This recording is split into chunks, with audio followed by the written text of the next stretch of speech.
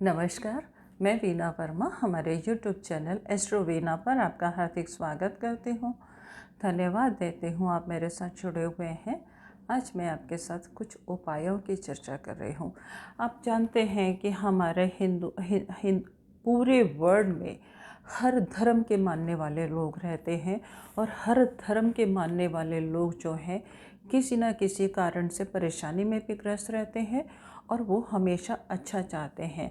अब वो कर्म करते रहते हैं, कर्म करने के बाद भी कभी कभी ऐसा होता है कि हमारे को अनुकूल परिणाम नहीं मिलते। तो हमारे यहाँ मान्यताएं ये हैं कि हम अगर छोटे छोटे से उपाय करें, छोटे छोटे से उपायों से जब हम ईश्वर की आराधना करते हैं तो हमारे को अनुकूल परिणाम मिलते हैं। इन उपायों के ज़रिए क्या होता है, एक तो हम एक सुपर पावर से जुड़े रहते हैं, दूसरी चीज़ हमारे अंदर श्रद्धा जागती है और जब हम उपाय करते हैं तो हम मन से वचन से भी पवित्र हो जाते हैं और इन उपायों में हमारी आस्था होती है। जब हमारी आस्था होती है तो हमारे को अनुकूल परिणाम मिलते हैं।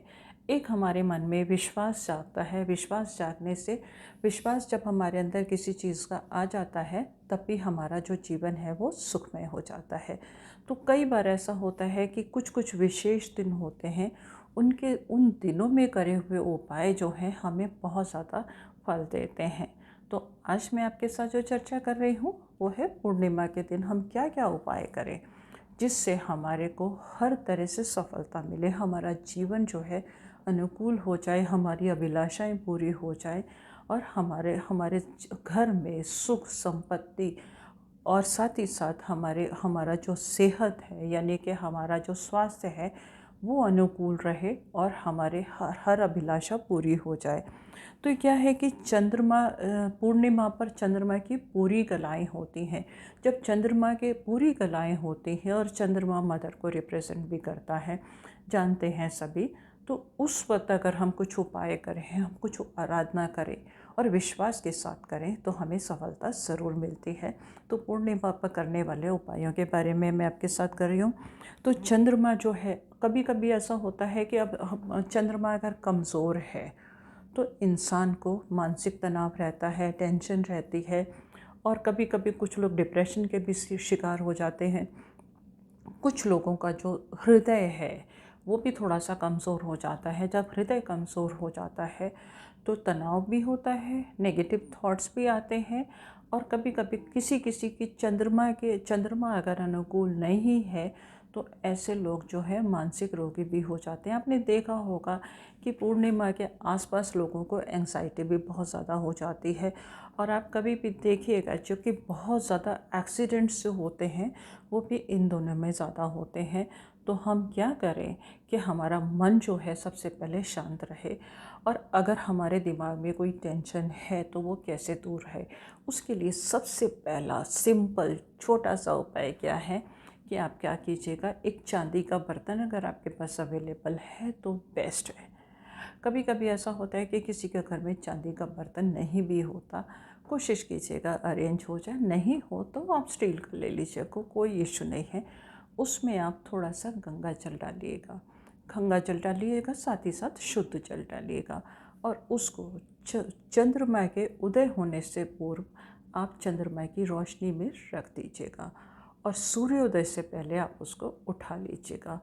उस जल का नियमित सेवन करने वाला जो इंसान होगा उसको किसी भी तरह का मानसिक तनाव होगा, मानसिक संतुलन बिगड़ा हुआ होगा, कोई भी मानसिक बीमारी होगी वो धीरे धीरे स्वतः ही ठीक होनी शुरू हो जाएगी। आप इस उपाय को ज़रूर कीजिएगा और अपने आप को तनाव मुक्त रखिएगा। आप क्या कर और दूसरा उपाय मैं आपको बताती हूँ। दूसरा उपाय भी बहुत सिंपल है। कभी कभी ऐसा होता है कि हम बहुत कोशिशों के बाद भी हमारे को धन की कमी बनी रहती है। उस स्थिति में क्या करना चाहिए, पूर्णिमा के दिन आप घर में खीर बनाइएगा। खीर में आप चीनी के स्थान पर मिश्री का इस्तेमाल कीजिएगा और भगवान को भोग लगाने के बाद आप कन्याओं को बांटिएगा। 7 कन्याओं को बांट सकते हैं। अगर आपको 7 साल से उम्र में छोटी कन्याएं मिल जाती हैं तो बहुत अच्छा है, ये बांटते रहिएगा। आपका चंद्रमा अनुकूल होगा और आपके घर में आर्थिक संपन्नता आ जाएगी, धन की से जुड़ी हुई कोई समस्या आपको नहीं होगी और आपके जो कार्यों की गति है वो भी एकदम से बढ़ जाएगी। अनुकूल परिणामों को आपको मिलने शुरू हो जाएंगे। एक छोटा सा उपाय और थी, नोट कर लीजिएगा।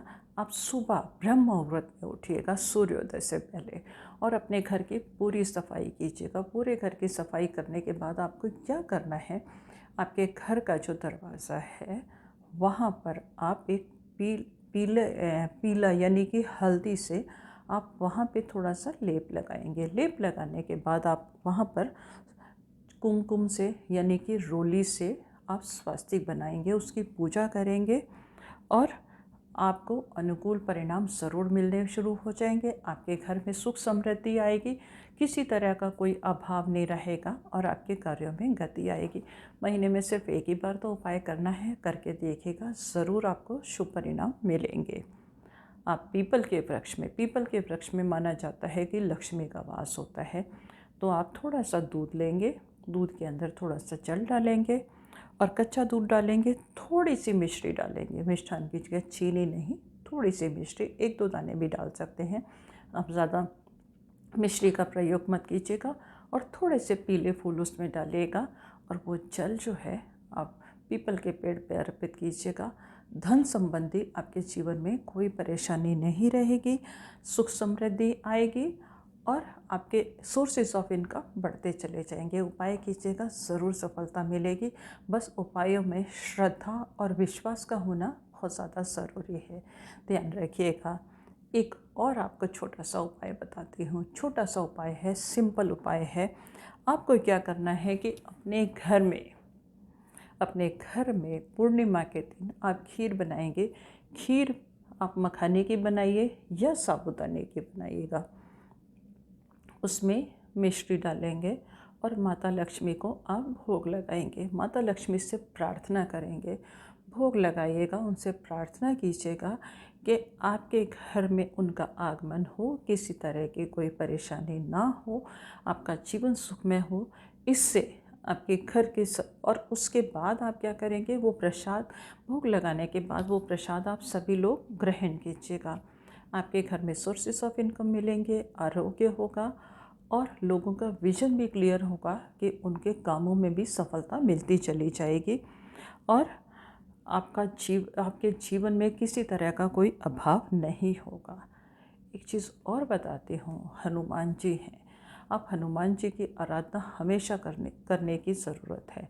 जो लोग नहीं कर सकते, जो ज़्यादा पूजा नहीं कर सकते, उनको हनुमान जी की आराधना ज़रूर करनी चाहिए, क्योंकि यही एक देवता ऐसे हैं जिनकी आराधना से सभी देवता प्रसन्न हो जाते हैं और हमारे को सब कुछ मिलता है।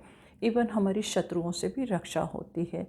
आपको हनुमान जी के समक्ष पूर्णिमा के दिन चमेली के तेल का दीपक जलाना है और पीपल के वृक्ष के नीचे सरसों के तेल का दीपक जलाइएगा। आपको आरोग्य भी मिलेगा, धन के सोर्सेज भी बनेंगे और आपके सब मनोरथ जो भी है, जिस मनोकामना से आप प्रार्थना करेंगे वो मनोरथ आपके ज़रूर पूर्ण होंगे। इन छोटे छोटे उपायों से, छोटे उपाय हैं परंतु ये आपको लाभ अनेक देने वाले हैं। इनसे आपके जीवन में सुख समृद्धि आए, इसी कामना के साथ विदा लेती हूँ। अगर चैनल सब्सक्राइब नहीं किया तो इसे सब्सक्राइब करना बिल्कुल मत भूलिएगा, लोगों के साथ शेयर भी कीजिएगा और ज्योतिष, वास्तु, न्यूमरोलॉजी संबंधित जो भी जानकारी आप चाहते हैं मैं हमेशा देने के लिए तैयार हूँ।